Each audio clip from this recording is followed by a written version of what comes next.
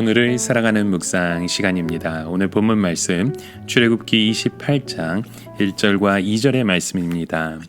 너는 이스라엘 자손 중 내 형 아론과 그의 아들들 곧 아론과 아론의 아들들 납다와 아비후와 엘르아살과 이다마를 그와 함께 내게로 나아오게 하여 나를 섬기는 제사장 직분을 행하게 하되 내 형 아론을 위하여 거룩한 옷을 지어 영화롭고 아름답게 할지니.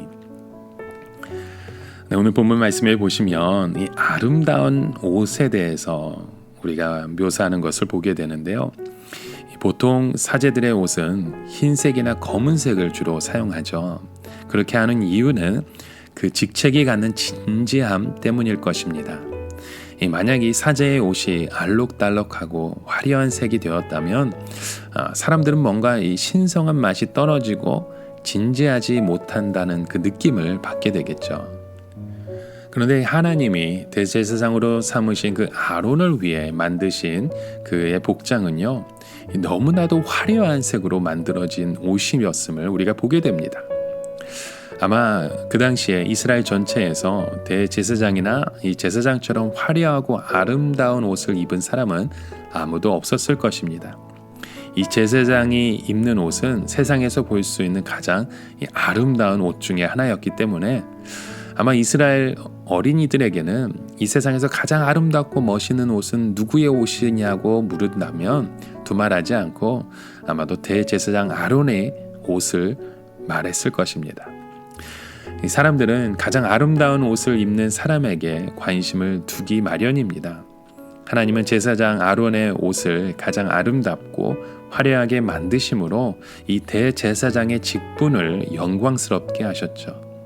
대제사장의 직분은 모든 이스라엘을 대표해서 하나님 앞에 나아가는 직분이었기 때문에 가장 영광스러운 직분이었습니다. 이 직분은 모든 사람의 주목거리가 될 만한 영광스러운 직분이었던 것이죠.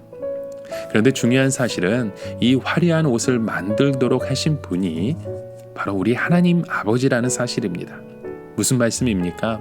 이 옷을 입고 오는 자는 결코 하나님의 존전에서 박대당하지 않는다는 뜻입니다. 누구든지 이 옷을 입고 하나님의 존전에 나아가면 하나님이 박대하지 않고 그가 말하는 것을 반드시 들어주신다는 거죠. 하나님은 아론의 직분을 영광스럽게 하셔서 모든 사람으로 하여금 주목하도록 하셨습니다. 그가 이 아름다운 옷을 입고 나타내는 날에는 이스라엘 백성들의 죄를 위하여 하나님의 존전에 나아가는 그날이었죠. 이스라엘 백성들의 그들의 그 답답함과 고통을 이 아론의 그 기도를 통해서 모두 해결될 것을 기대하며 나아갔던 것입니다. 이렇게 대제사장의 직분은 하나님께 나아가 용서를 구하고 화해를 종용하는 그 하나님의 그 영광 가운데 모든 책임을 지어갈 수 있는 그 직분이었습니다.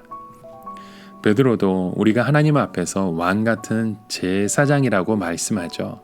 왕 같은 제사장이란 왕과 같은 권세를 가진 제사장입니다.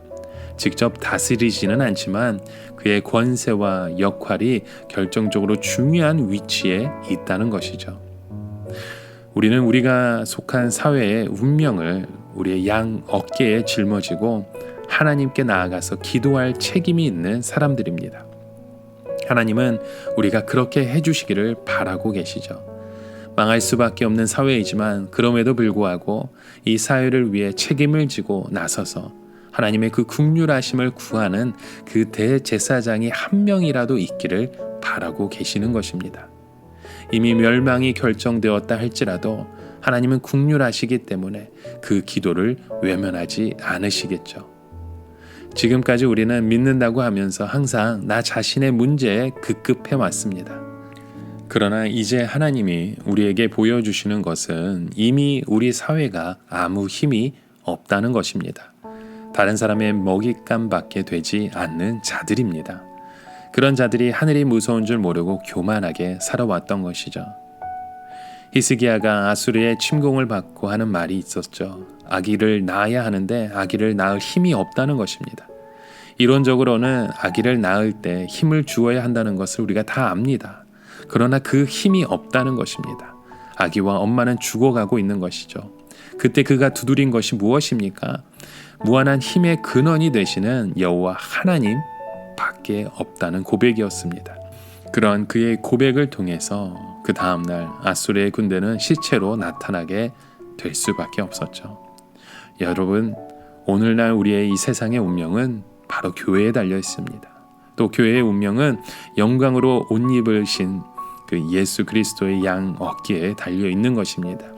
이것을 위해 우리는 힘써 오늘도 기도하며 주님의 마음을 품고 우리가 힘이 없을지라도 그 힘을 주시는 우리의 힘의 근원이 되시는 그 예수 그리스도 한 분만을 바라보며 끊임없이 두드리실 수 있는 저와 여러분의 하루가 되시길, 우리의 모습이 되시길 주님의 이름으로 간절히 축원합니다.